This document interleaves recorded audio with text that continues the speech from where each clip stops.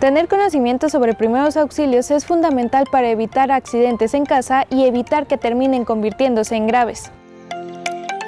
Los primeros auxilios son una medida de emergencia que se aplica a una persona que ha sufrido un accidente o enfermedad repentina, con la finalidad de estabilizar su condición y evitar complicaciones hasta que reciba atención médica profesional. El día de hoy en Cuidando mi Salud, primeros auxilios en el hogar. Comenzamos.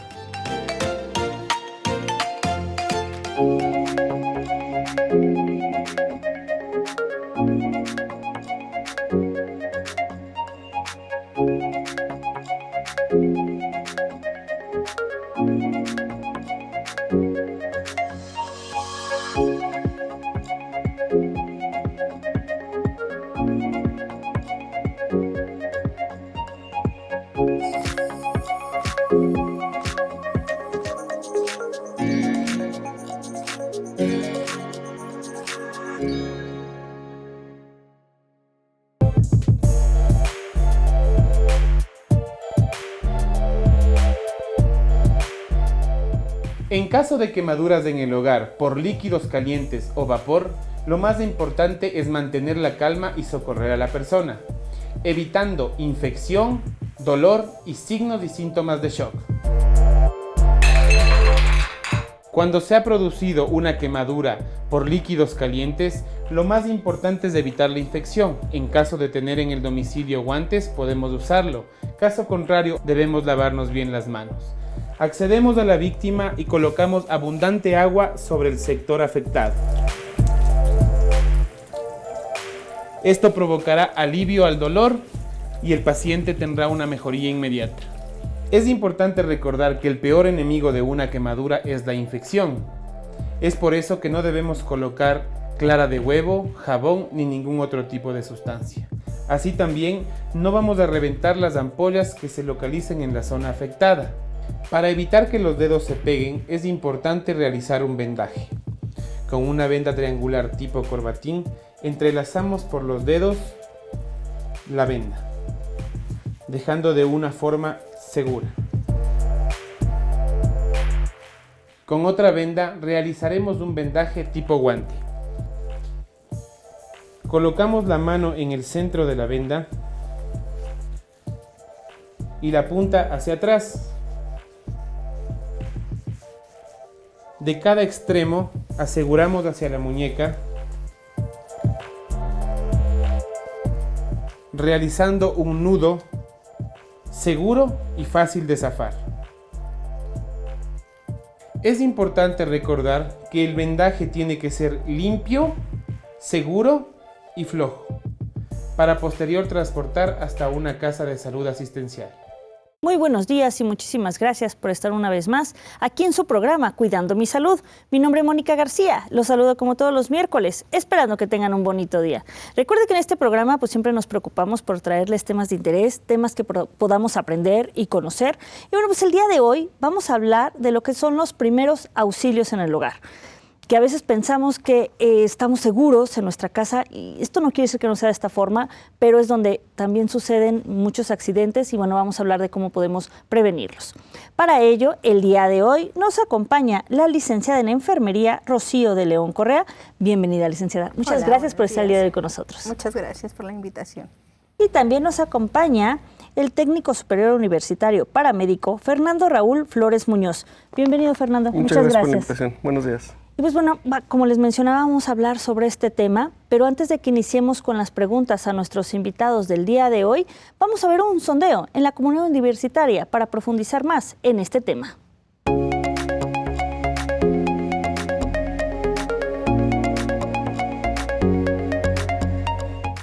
¿Qué son los primeros auxilios? Bueno, en lo que he escuchado, los primeros auxilios es cuando te empiezan a poner la mano en el pecho y a punzarte o ponerte de lado para que tú puedas respirar mejor. Pues es tener que utilizar pues como los conocimientos de salud para usarlos en caso de una emergencia para salvar la vida de alguien. Los primeros auxilios son las primeras medidas que se toman ante una situación de riesgo que requiere de urgencia. Son las primeras acciones que se deben de tener en cuenta ante alguna situación que ponga en riesgo la salud de la persona. Pues para mí los primeros auxilios son como medidas que se utilizan pues precisamente para eso, para prevenir, digamos ya ante una situación que ésta se agrave más. ¿Qué tipo de accidentes en el hogar ameritan la utilización de los primeros auxilios? Bueno, en mi conocimiento, cuando hay un incendio y hay mucho humo, que la persona traga humo, y cuando se ahoga uno, también para punzarlo. Pues no sé, puede ser que alguien se caiga o que se queme con estufa o pues de algo más grave, de que le explote el gas o algo así. ¿Algún ahogamiento con algún alimento o alguna cortada? Puede ser como alguna cortada o algo así. Pues por ejemplo es muy común las quemaduras en el área de la cocina, sobre todo cuando pues se tienen a miembros pues que están chiquitos todavía. Ya estamos de regreso después de ver este sondeo en la comunidad universitaria y antes de que iniciemos las preguntas a nuestros invitados del día de hoy, vamos a un corte promocional. Lo invitamos a que no se vaya.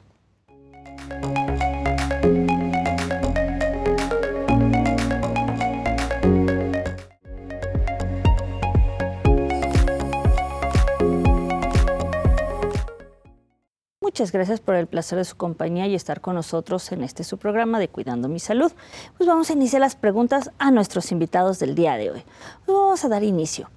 Maestra, pues bueno, el tema del día de hoy pues son primeros auxilios en el hogar, pero bueno, vamos a aprender y a conocer, pues primero, ¿qué son los primeros auxilios? Muy bien. Bueno, pues los primeros auxilios son todas aquellas acciones que podemos brindar inmediatamente en caso de tener un lesionado o algún accidente. Muy bien. Y Fernando, ¿qué situaciones dentro del hogar pueden ameritar que utilicemos estos primeros auxilios? Bueno, dentro del hogar podemos tener, sobre todo si tenemos niños pequeños, ellos conocen el mundo a través de la boca, entonces se llevan muchas cosas que no deben de estar en la boca, canicas, monedas, muchas cosas que se encuentran en el suelo, y podemos tener problemas de asfixia. Gente que está trabajando o cocinando muchas veces en el hogar, se pueden llegar a cortar o a quemar. También con los niños tenemos el problema de cuando dejamos las ollas hirviendo, tienden a jalarlas y se pueden llegar a quemar ellos. Caídas, realmente podríamos tener casi todas las lesiones que encontramos en la calle, las podemos encontrar también dentro del hogar. Que luego parece que no, pero es como un campo minado, sobre todo para los niños, ¿no? En este caso que mencionabas. Sí, para la gente geriátrica, pues los abuelitos. También. Sí. Así es. Y bueno, licenciada, ¿cuáles son los factores de riesgo de caídas dentro del hogar? Ahorita ya nos mencionaba Fernando que bueno, hay un sinfín de cosas que pueden ocasionarse dentro del hogar. Pero en cuanto a las caídas. A las caídas tenemos dos grupos más vulnerables, como ya lo menciona Fernando. Los niños pequeños y los adultos mayores son los que normalmente son más vulnerables. Las escaleras representan un riesgo dentro del hogar, sobre todo si no tienen barandal que nos sirva de apoyo.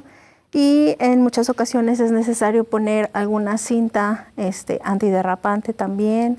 El suelo mojado, objetos dentro de las escaleras, son algunas de las cosas que más nos provocan este tipo de accidentes. Porque ahorita que mencionaba también eso, por ejemplo, en las personas de la tercera edad, a veces hasta subirse un banquito o una escalera, ¿no? También puede representar una caída grave si no está bien posicionado. Sí, tenemos que tener cuidado pues que el asiento precisamente sea seguro y verificar si ellos están utilizando algún tipo de apoyo como bastón, muleta, silla de ruedas, pues hay que tener ciertas precauciones, sobre todo en las dimensiones, para no tener una caída. Así es. Y hablando de este tema, Fernando, bueno, que nos mencionaba ahorita la maestra en cuanto a caídas, ¿qué consecuencias son las que podemos llegar a tener, sobre todo a veces hablando de estos dos grupos de edad que mencionamos, que son los niños o las personas de la tercera edad? Sí, claro. Sobre todo en la gente geriátrica o los abuelitos, normalmente ya tienen problemas con la absorción de calcio y pueden llegar a tener fracturas muy importantes en cadera o en algún brazo. Son lo que más se puede llegar a presentar. Y obviamente los golpes en la cabeza, ¿no? Esos golpes en la cabeza pueden ser de mucho cuidado, tanto en los dos grupos, ¿no? Tanto en los abuelitos como en los niños o en la gente joven, pues. son las consecuencias un poquito más notorias o que más nos encontramos en ese tipo de caídas en domicilio. Ok. Y bueno, ¿qué tipo de primeros auxilios se brindan cuando las consecuencias de las caídas, son leves? Ahorita ya nos mencionaba Fer que, puede ser en algunas situaciones un poco grave, pero cuando nosotros, ¿qué primeros auxilios son los que podemos brindar en estos casos? Lo primero sería, pues aproximarnos a la persona que tuvo la caída, verificar que esté consciente y si hay algún problema en la movilidad. Obviamente pues va a existir dolor por la caída, pero ese dolor no debe de ser tan intenso ni tan incapacitante. En caso de que sea de esta forma, pues inmediatamente podemos activar los sistemas de emergencia, hablar al 911 sería lo más indicado. Es que tenemos que verificar, a lo mejor que si la persona, como dices, esté consciente. Sí, sobre todo que esté consciente, que sepa. Podemos hacer algunas preguntas sencillas, cómo te llamas, dónde te encuentras, para verificar que la persona no haya tenido una lesión mayor instantáneamente. Ok, muy bien, muchas gracias. Y bueno, Fer, en caso de esguinces, dislocaciones, fracturas o traumatismos, ¿qué debemos hacer? ¿Cómo debemos de actuar? Mira, lo ideal sería, si se pudiese, tomar cursos de primeros auxilios para la población civil, o el término técnico es legos, para que se les dieran los conocimientos de cómo pueden identificar o cómo estabilizar una fractura. Hay lesiones que en efecto sí ocupan una atención médica en el hospital, pero no son de urgencia. Entonces pueden ellos mismos dar los primeros auxilios, precisamente estabilizar esa fractura con un cartón o alguna situación así y trasladarlos ellos al hospital a recibir la atención definitiva, ¿no? Pero la mayoría de la población no tiene este tipo de capacitaciones o no se toma esa conciencia de tomarlas. Entonces lo ideal sería, sí, valorar la situación del estado de conciencia, ver cómo está realmente él. Si él tiene algún problema de que no puede respirar bien o alguna situación así, hay que acomodar al paciente para que pueda respirar. Pero si él nos contesta bien, está ubicado, sabe que le duele y localiza el dolor, pues es evitar que se mueva más ese paciente para evitar agravar la lesión. Y sí, marcar los servicios de emergencia y ellos llegarán y si pueden en ese momento hacer la reducción, por ejemplo, si está dislocado o si es nada más un esguince, se coloca un vendaje y se acabó la situación, ¿no? Si es algo un poquito más complicado, pues ellos mismos van a estabilizar, llevan férulas, toda esta situación, y ya se buscaría el traslado a un hospital para recibir la atención definitiva. Muy bien, muchas gracias, Fer. Maestra, qué importante qué importancia tiene que tengamos un botiquín de primeros auxilios en el hogar. Ahorita nos hablaba Fer que, lo ideal tal vez sería que tomáramos un curso de primeros auxilios, pero por lo menos tener el botiquín. Sí, es muy importante, como usted lo estaba mencionando, el tener esos elementos básicos que nos pueden salvar en un momento, pero también el plan de emergencia, qué vamos a hacer en caso de que alguien se lesione dentro del hogar, cómo vamos a actuar, dónde está ubicado, qué tenemos dentro de ese botiquín. Creo que sería algo básico que en todos los hogares debería de existir. Todos deberíamos de estar preparados. No sabemos cuándo va a pasar algún incidente. Así es, definitivamente. Y hablando de esto del botiquín, Fernando, ¿cuáles son los elementos o qué es lo básico que debemos de tener en nuestra casa? Bueno, serían vendas, gasas, apósitos, cinta adhesiva, un par de guantes. Creo que eso sería como lo más básico. No es recomendable que el agua oxigenada, que la realidad es que el agua oxigenada, en lugar de ayudarnos, nos perjudica en la hora de una herida. La composición, al final de cuentas, trae oxígeno y hace que queme un poquito la piel y retarda un poquito más la cicatrización. Entonces sería, gasas, apósitos, vendas, jabón o benzal. El isodine no, porque el isodine también nos puede quemar.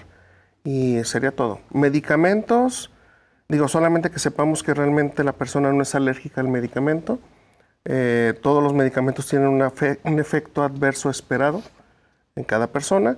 Y si no sabemos qué efectos puede ocasionar ese medicamento, podemos meternos en un problema. Más allá de ayudar, podemos meternos en un problema. Y en algunas ocasiones el administrar un medicamento a nosotros puede enmascarar ciertos síntomas que pueden hacer que una enfermedad, no sé, una apendicitis, por ejemplo, es un dolor de estómago, yo doy algo para el dolor de estómago, lo enmascaro y de repente me revienta la situación, ¿no? Entonces agravamos y retardamos la atención. Lo ideal es que los medicamentos únicamente los maneje un experto, en este caso los médicos, o que estén recetados. Entonces, lo básico sería eso: vendas, guantes, apósitos, gasas y benzal o jabón. Y si no acudir a la atención, médica. sí, claro, específica. Muy bien, muchas gracias. Y bueno, maestra, ¿qué es un atragantamiento? Y bueno, ¿cuáles pueden ser sus causas dentro del hogar? Ya nos explicaba Fer al inicio que, bueno, son como de las situaciones más comunes, ¿no? Pero vamos a definirlo, ¿qué es? Sí, bueno, el atragantamiento como tal es cualquier objeto que podamos llevar a nuestra boca, incluso alimento, que nos obstruya el paso del aire o en la vía aérea, que no podamos respirar, ¿sí? Hay dos tipos: puede ser total, es decir, no hay entrada ni salida de aire porque ese objeto o alimento está obstruyendo, o puede ser parcial. En ese todavía hay un poco de paso de aire, entrada o salida. Sí, que a veces puede ser, como lo menciona, cualquier objeto, sí, o alimento. Sí, lo más común en el hogar, bueno, pues es el alimento. Así es, definitivamente. Y bueno, ¿cómo podemos ayudar en caso de que vemos que alguien se está ahogando, ya sea con un objeto o con algún alimento, como lo menciona la maestra? ¿Qué podemos hacer? Bueno, lo ideal sería hacer la maniobra de Heimlich, que es oprimir la boca del estómago, por decirlo así, para sacar, o el aire que queda dentro de los pulmones nos ayude a sacar este objeto de la vía aérea. Es importante identificar si es una obstrucción total o parcial. Si es una obstrucción parcial, hay que incitar al paciente a que siga tosiendo. Normalmente el paciente va a estar tosiendo. No hay que llegar a darle golpes en la espalda, porque nosotros mismos en alguno de esos golpes podemos hacer que el objeto se mueva y se vuelva una obstrucción total. Entonces ahí ya nos complicamos nosotros mismos nuestra escena, ¿no? Entonces, si el paciente está tosiendo, es incitarlo a que siga tosiendo, decirle que lo haga, que estás ahí para ayudarlo, y en ese momento hay que marcar a los servicios de emergencia, porque los tiempos de atención son desafortunadamente prolongados, media hora, 40 minutos a lo mejor, para que llegue una ambulancia al lugar donde se requiere. Y yo no sé si también en el esfuerzo de él estar tosiendo, ese objeto se pueda mover y se vuelve una obstrucción total. Entonces hay que ganarle tiempo al tiempo. En el área de la salud, el tiempo es vida, al final de cuentas. Entonces es preferible yo pedir los servicios de emergencia, y si en determinado momento la solución se resuelve sola, pues vuelvo a marcar y sabes que ya no ocupo la ambulancia. Se cancela el servicio y nos regresamos. Pero si no, ya le vamos adelantando. Esa es en una. Y si la obstrucción es total, hay que iniciar la maniobra de Heimlich. Es una maniobra realmente sencilla. Se tiene que colocar la mano dominante, ya sea la derecha o la izquierda, se tiene que hacer este puño, de tal forma que esta parte quede plana, y esa es la que va hacia el paciente. Hay que buscar más o menos la altura del ombligo, y por encima del ombligo se coloca el puño en esta posición, y con la otra se abraza. Y el movimiento es de una J, adentro y hacia arriba. Este movimiento lo vamos a estar haciendo hasta que el paciente o quede inconsciente o arroje el objeto. Normalmente el paciente a los 2 minutos de dejar de respirar, él va a caer inconsciente. Entonces, si llega a caer inconsciente, hay que llevarlo al suelo e iniciaríamos un protocolo de RCP. Y esa sería como la forma de ayudar, ¿no? Volvemos a lo mismo, necesitamos la capacitación. Eso es lo primordial, la prevención, y la capacitación es esencial, perdón. Así es. Muy bien, pues ahorita vamos a seguir hablando sobre este tema de primeros auxilios en el hogar. Pero bueno, antes tenemos que hacer una pausa. Lo invitamos a que no se vaya.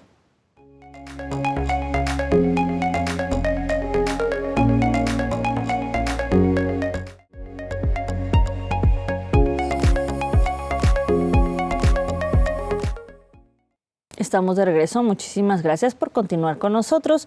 Y bueno, antes de que sigamos con las preguntas a nuestros invitados del día de hoy, vamos a ver una cápsula para profundizar más en este tema.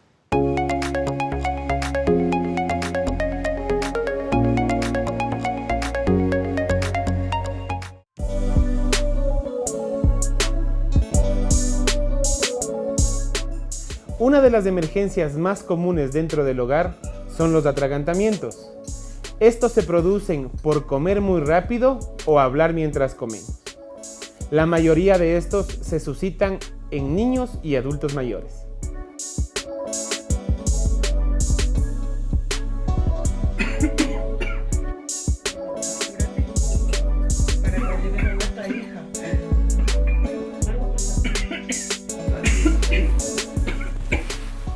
Ante situaciones como esta, debemos mantener la calma, presentarnos y actuar rápidamente. Hola, sé primero de auxilios, permíteme ayudarte. Ponte de pie, por favor. Con un pie adelante y otro pie atrás para mayor seguridad, ubicamos el filo de las costillas hasta llegar al centro. Ubicamos el ombligo y nuestros 4 dedos abrazarán al dedo pulgar. Nuestra mano predominante dará una presión hacia adentro y hacia arriba hasta que salga el objeto.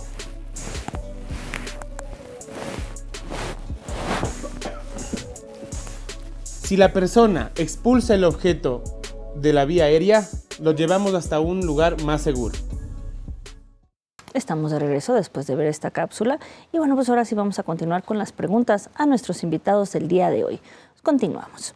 Bueno, Fer, pues seguimos hablando de todas estas pues, situaciones que suceden dentro del hogar y nos gustaría que nos dijeras, bueno, ¿qué son las quemaduras y cuáles son los factores de riesgo de estas quemaduras dentro del hogar? Ok, una quemadura es una lesión producida por calor, ya sea fuego directo o indirecto, también puede ser por electricidad, que daña algunas capas de la piel. Puede ser desde la superficial hasta las profundas. Y las principales causas de una quemadura pueden ser por agua caliente o por radiación, algún fuego que tengamos, o directamente el fuego, vaya, que estemos trabajando con fuego y se nos queme la ropa o alguna situación así, ese sería fuego directo. Y la parte de eléctrica, bueno, si estamos trabajando en alguna instalación eléctrica o algo y no tuvimos precauciones necesarias de cómo cortar el suministro general, ese también nos puede generar una quemadura.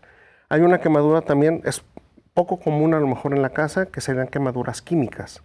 Digo, a reserva de que trabajemos o que ocupemos químicos muy fuertes para limpiar el hogar, es poco probable que nos quememos con algo así, pero también puede llegar a pasar. Como estas sustancias a veces que usamos para limpiar los baños o eso, ¿pueden provocarnos alguna quemadura? Sí, digo, sobre todo a lo mejor no el cloro solo, por ejemplo, pero a veces utilizamos combinación de varios químicos y esos vapores nos pueden generar una quemadura, pero de vía aérea, no tanto en la piel, sino los vapores al respirarlo nos pueden quemar también por dentro. Okay, entonces también tener cuidado luego con estas mezclas, ¿no? Que luego hacemos. Sí, claro. Sí, así es. Y bueno, maestra, pues ¿cómo auxiliamos a las personas que, bueno, ahorita ya nos mencionaba Fer algunos tipos de quemaduras, pero ¿cuáles son estos primeros auxilios que debemos de dar cuando vemos que alguien está sufriendo algún tipo de quemadura? Ok, lo primero que debemos de hacer, pues siempre en cualquier incidente, mantener la calma y si es posible, llevar a la víctima o al paciente directamente al chorro de agua, sobre todo cuando es fuego, algún tiempo ahí en el agua, 10, 15 minutitos con el chorro directo del agua. El agua no debe estar fría, no debe estar caliente, obviamente, debe ser temperatura, una temperatura tibia. Sí. Hay que evitar sobre todo poner cualquier ungüento, pomada, mostaza, pasta de dientes, porque todas esas sustancias, pues en lugar de ayudarnos, pueden provocar una quemadura o extender la lesión en el paciente. Creo que hacer hincapié en esta parte porque somos muy dados. Muy, muy importante no colocar nada sobre la piel. ¿Alguna venda o gasa? ¿Esto sí se puede hacer? Si tenemos a la mano, sería importante humedecerlo, ¿sí? Para que cuando vayamos a retirar ese vendaje o esa gasa, pues no lesionar más al paciente, ¿sí? Entonces, lo ideal es bajo el chorro del agua y tendría que estar un vendaje pues húmedo para, como le digo, a la hora de retirarlo, pues no dañar al paciente. Y en este punto, por ejemplo, cuando vemos que a lo mejor es algo que solo se resuelve dentro de casa, como le dice así el chorro, que bueno, a lo mejor ya descanse, o que sí sea necesario trasladarlo pues sí, a un hospital o a un servicio de emergencia? ¿Cómo identificamos? Como Fernando nos decía, bueno, hay diferentes tipos de quemadura y la quemadura de primer grado, la superficial que tenemos, observamos la piel sí enrojecida, pero no habrá ninguna otra lesión. En caso de que nosotros observemos alguna ampolla o que la extensión de la quemadura sea mayor, ahí es cuando hay que acudir. Muy importante también, si observamos esas ampollas en la piel del paciente, no reventarlas, dejarlas así como están y ya el tratamiento pues será el adecuado ya dentro del hospital. Claro, definitivamente. Y bueno, ¿qué son las intoxicaciones, maestra? Y bueno, ¿cuáles son los factores de riesgo de las intoxicaciones en el hogar? Ok, una intoxicación, bueno, se puede dar, como ya lo habíamos mencionado también, por alguna sustancia química o por algún vapor, incluso con medicamento, o incluso los alimentos también nos pueden provocar alguna intoxicación. Entonces, va a ser esa reacción que nuestro cuerpo va a tener dado de estas sustancias o de estos alimentos. Sí, lo que estamos, pues sí, en ese entorno, ¿no? Ajá. Aquí también la recomendación para toda la población pues es sobre todo no dejar sustancias químicas corrosivas o irritantes dentro de botellas de refresco, sobre todo porque decíamos que los niños son muy curiosos, ¿verdad? Entonces, si ellos identifican una botella de refresco, será más fácil que ellos puedan ingerirlo. Entonces, muy recomendable para todas las mamás, sobre todo que tienen niños pequeños, dejar todas esas sustancias lejos o fuera del alcance de los niños, sí, que no sean en botellas, o si van a estar en botellas, pues que estén marcadas con el símbolo, una calavera, sí, algo que o el nombre que identifique perfectamente de la sustancia, para evitar que pues podamos ingerirla. Muy bien, muchas gracias, maestra. Y Fernando, ¿cuáles serían los primeros auxilios que debemos de dar frente a una intoxicación cuando estamos viendo que alguien está sufriendo esto? Mira, ahí sí no hay mucho que hacer nosotros en el hogar. Lo ideal es llevarlo a un hospital o pedir los servicios de emergencia, esa es la realidad, ¿no? Porque no podemos o no tenemos los medicamentos o los medios para saber hasta dónde puede llegar esa intoxicación, ¿no? Como dice la maestra, puede ser desde un malestar estomacal, diarrea, vómito y hasta ahí quedamos.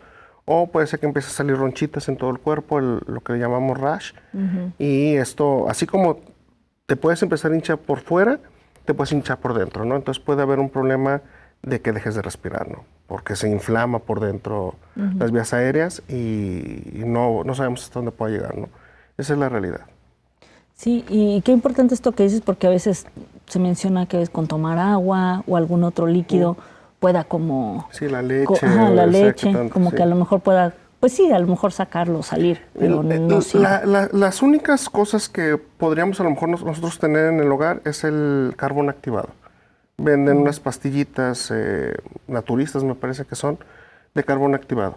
Ahí podríamos que ingieran 2, 3 pastillas. El carbón activado tiene la facultad de que encapsula un poquito algunos químicos. Entonces, evita la absorción tan rápida de ciertos químicos. Pero igual, todas las intoxicaciones tienen que acabar sí o sí en la atención con un médico. Sí, sí, más vale, sí, decimos claro. por ahí, mejor. Y bueno, Fer, ¿qué es un paro cardiorrespiratorio? Y bueno, ¿cómo puedes identificar que la persona lo está padeciendo o ha padecido? Ok, el paro cardiorrespiratorio es la muerte clínica, así de sencillo, es decir, el corazón deja de latir y por ende dejamos de respirar. Puede ser que dejemos de respirar, o normalmente dejamos de respirar primero y después por la falta de oxígeno el músculo cardíaco empieza a sufrir y deja de latir, ¿no? ¿Cómo lo vamos a saber? Vamos a ver que el paciente está, obviamente si va caminando y es algo masivo, una situación cardíaca fulminante, va a desplomarse únicamente y al aproximarnos nosotros a hacer nuestra valoración del paciente, al querer hablar, o más bien al hablarle nosotros, no nos va a contestar, vamos a ver que no está respirando y al no estar respirando nosotros tenemos que iniciar un protocolo que se llama solo con las manos, o Only Hands, para iniciar el RCP, ¿no? Los últimos estudios manejan que El inicio precoz de compresiones es más efectivo o tiene mayor posibilidad de que el paciente salga del paro que otros protocolos que nos manejamos, que tenemos que checar pulso y estas situaciones, ¿no? Entonces, en cuanto nosotros determinamos que nuestro paciente no está respirando, en automático tenemos que empezar el RCP solo con las manos. Hay 2 protocolos, uno que es para el personal de salud, que manejan ventilaciones asistidas o con una presión positiva se le llaman, y el otro protocolo que es para el personal o para la gente civil, que es el de solo con las manos. Se ha visto que el hacer nosotros compresiones torácicas también ayuda a que entre un poco y salga ese aire. Entonces podemos mantener un poco la estabilidad del paciente en cuanto a oxigenación. No la ideal, pero podemos proteger los órganos vitales. Y al mismo tiempo, pues también hablarle a lo que es el servicio de emergencia. Siempre hay que activar los servicios de emergencia, porque si no, nosotros nos podemos quedar media hora dando un RCP de muy buena calidad, pero pues nadie se va a dar cuenta. Claro. Entonces necesitamos que llegue alguien. La realidad es que en la calle es muy difícil que nosotros podamos ver que un paciente salga del paro, sobre todo porque necesitamos normalmente la ayuda de los fármacos, y los fármacos únicamente en ambulancia y en los hospitales. Ok, muy bien, muchas gracias, Fernando.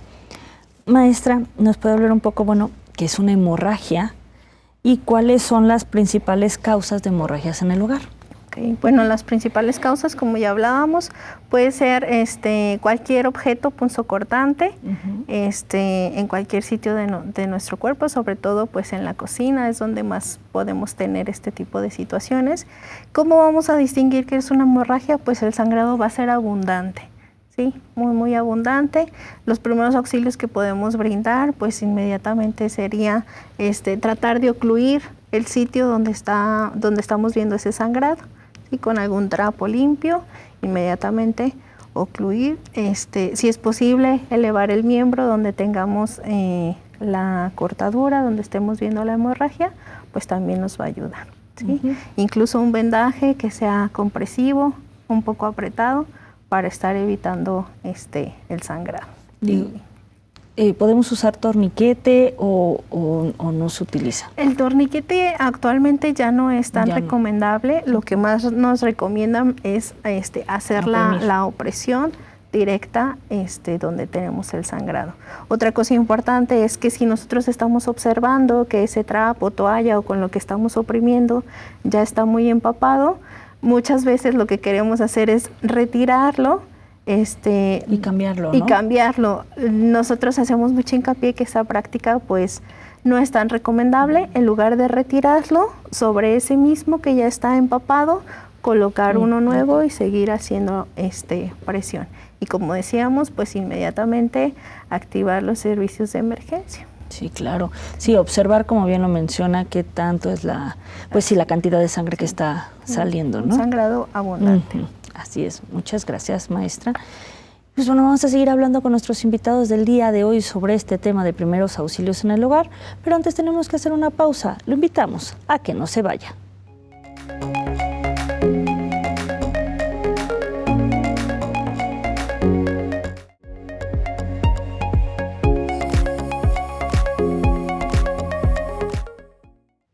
Estamos de regreso, muchísimas gracias por el placer de su compañía. Estamos en la recta final de nuestro programa del día de hoy, pero bueno, todavía hay algunas preguntas a nuestros invitados, pero antes vamos a ver una cápsula para profundizar más en este tema.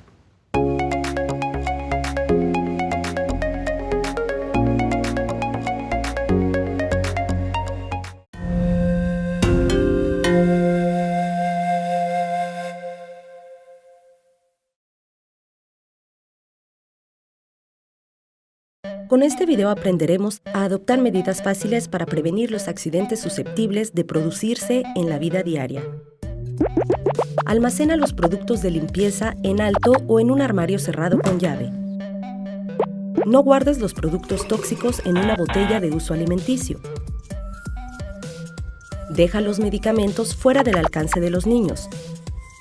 La mejor opción es preparar un botiquín y mantenerlo cerrado con llave.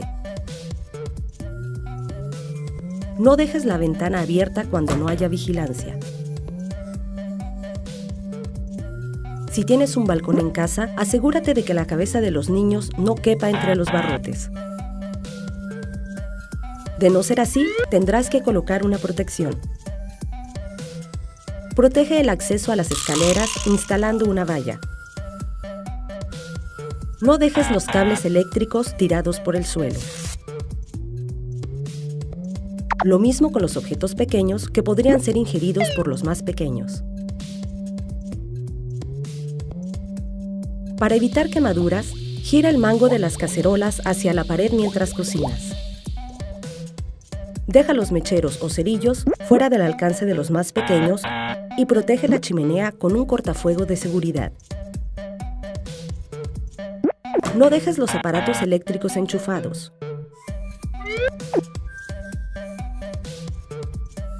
No dejes los alargadores enchufados si no están conectados a un aparato. Instala protectores para enchufes. Comprueba siempre que la temperatura del agua a la hora de darse un baño o la de la comida es adecuada. Para minimizar el riesgo de ahogamiento, nunca dejes a un niño solo dándose un baño, aunque haya poca agua. No dejes nunca a un niño solo cerca del borde de una piscina o de la playa. Si tienes una piscina, coloca un sistema de vallado lo suficientemente alto o instala dispositivos de vigilancia autorizados.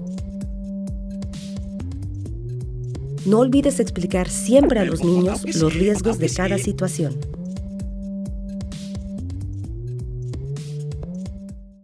Estamos de regreso después de ver esta cápsula. Como le comentaba hace un momento, estamos en la recta final de nuestro programa, pero vamos todavía con algunas preguntas para este día. Pues bueno, continuamos. Fernando, bueno, ¿cuáles son los riesgos de mordeduras o picaduras dentro del hogar? Y bueno, ¿cuáles pueden llegar a ser sus efectos? Mordeduras sobre todo canes o animales, gatos, roedores. Las más graves pueden ser obviamente de canes. Es mucha la fuerza, tienden a desgarrar músculo y tejido y nos pueden generar hemorragias muy importantes, ¿no? O inclusive la amputación de los miembros. Entonces, control de hemorragia básico. Si nosotros no podemos, si es una amputación total o parcial y el sangrado es muy abundante, sí podemos llegar a utilizar el torniquete como última instancia. Si no, compresión directa y elevación del miembro, ¿no? Crioterapias, o sea, poner fríos para que el vasito se cierre un poquito más rápido y podamos controlar esa hemorragia. Traslado al hospital, obviamente, porque aparte de que necesitan suturar esa herida, necesitamos que le pongan antibióticos y suero antirrábico y cuestiones así, ¿no?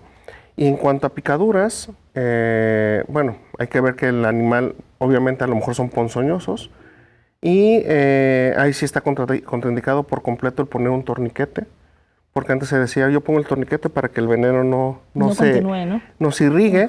Pero hay venenos que licúan el tejido.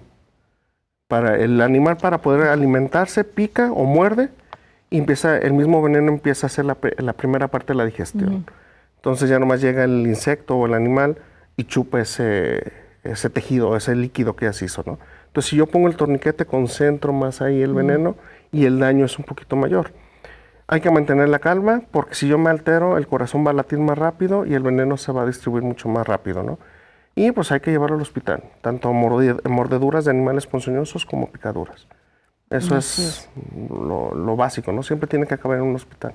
Sí, de inmediato mejor acudir al hospital. Muy bien.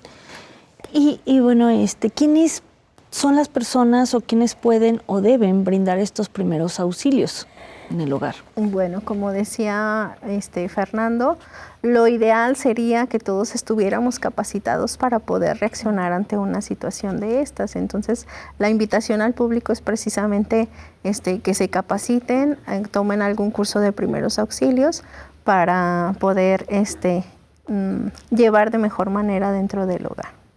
Sí, definitivamente, ¿no? Porque nunca estamos exentos de un nada, accidente, ¿no? o lesión. Más si tenemos niños o personas de la tercera edad, o bueno, a todos podría pasarnos algo, ¿no? Sí. Siempre es importante. Muchas gracias, maestra. Y bueno, Fer, ¿existe algún protocolo a seguir en la prestación de primeros auxilios? Bueno, hay muchos protocolos. La realidad es que hay muchos protocolos. Hay desde protocolos tácticos o militares hasta el más básico, que sería un primer respondiente, ¿no? De acuerdo orientado más bien al tipo de escenas que podemos tener o que se nos pueden presentar.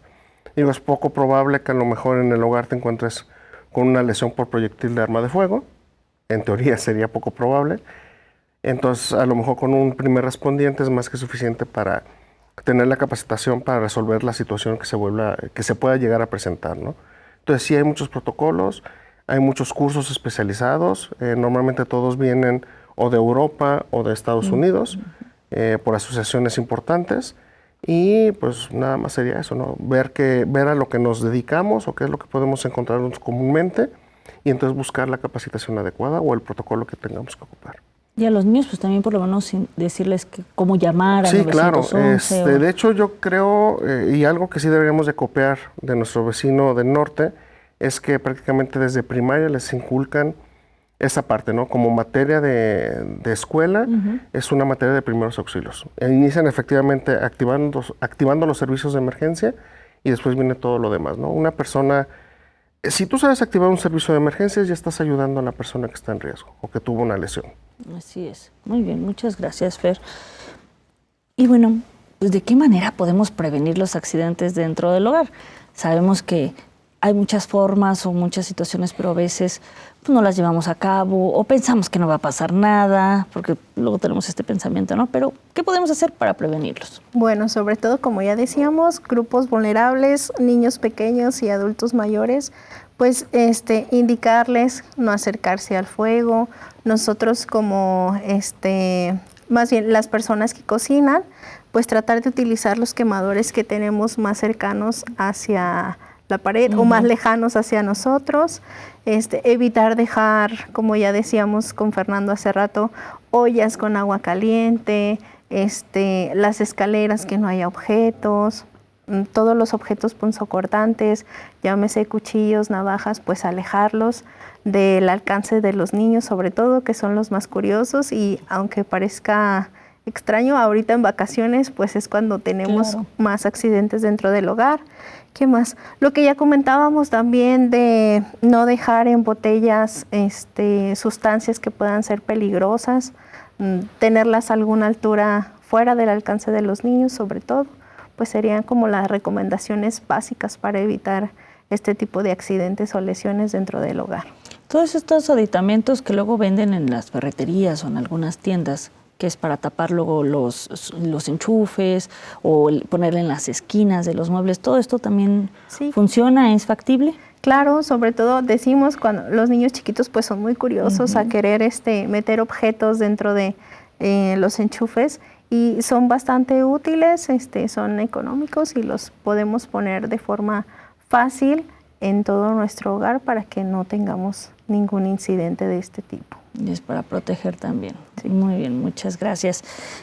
Y bueno, Fer, ya nos mencionabas un poco que, bueno, activando el servicio de emergencia, pues es el 911, ese es el que funciona para todo público. Y dentro de la universidad, hablando ahorita que estamos en la Universidad Autónoma de Aguascalientes, ¿cómo lo podemos activar? Ok, bueno, sería marcando el número de la universidad con la extensión 53526, que es la extensión que va directo al SWAP, o la mejor manera y la más fácil es comunicarnos con vigilancia, con algún portero o algún ciclovigilante. Ellos pueden brindar la atención y se comunican con nosotros vía radio. Entonces ya podemos acercarnos a nosotros. La realidad es que el teléfono está en nuestra base, por decirlo así, y si estamos fuera atendiendo algún servicio, nadie va a contestar el número. Entonces, si pueden comunicarse primero con vigilancia, es mucho mejor. ¿Cuál es el horario que se maneja dentro del SWAP y la cobertura que se tiene? Ok, el SWAP como tal nada más está para Ciudad Universitaria y para la parte norte de la universidad, y el horario es desde las 7 de la mañana hasta las 10 de la noche. Y los sábados únicamente de 7 a 2:30 de la tarde. En todos los demás campus, lo que serían prepas, Posta y Campus Sur, hay médicos y enfermeros pasantes que tienen también curso de primeros auxilios y es como una extensión del SWAP. Nada más La única diferencia es que, por ejemplo, aquí tenemos a los paramédicos y a las psicólogas de intervención en crisis. Y en las unidades satelitales eso no está. ¿Sale? Son médicos y enfermeros que ya terminaron la carrera y que están haciendo su pasantía. Muy bien. Muchas gracias, Fernando. Pues, maestra, ya nada más nos gustaría que nos dijera alguna recomendación a nuestro público del día de hoy sobre este tema. Bueno, como ya decíamos, la importancia de la capacitación, si es posible y está en nuestras manos tomar algún curso de primeros auxilios, por lo menos alguien de nuestra familia, pues será muy bueno y estaremos a salvo. Así es, definitivamente. Fernando, ¿algún mensaje breve a nuestro público? Bueno, nada más, retomando lo que dice la maestra, solicitar los cursos de primeros auxilios. Si somos parte de la comunidad universitaria, el SUAP se encarga también de esta labor de capacitaciones para primeros respondientes y se puede solicitar sin ningún problema, lo agendamos y vemos la posibilidad de hacerlos. Muy bien, muchas gracias. ¿Esa información de los cursos dónde podemos encontrarla? Ok, hay que mandar un correo a serviciosmedicos@edu.ua.mx y ahí podemos solicitar el catálogo de todos los cursos que tenemos. Muy bien, muchas gracias, Fernando. Muchas gracias, maestra. Pues muchas gracias por habernos acompañado el día de hoy. Y bueno, agradecemos a la licenciada en enfermería Rocío de León Correa y también agradecemos al técnico superior universitario paramédico Fernando Raúl Flores Muñoz. Muchísimas gracias por habernos acompañado el día de hoy. Y pues a ustedes, nuestro público, muchísimas gracias por haber estado con nosotros en este tema. Mi nombre es Mónica García. Los esperamos el próximo miércoles con otro tema igual de interesante.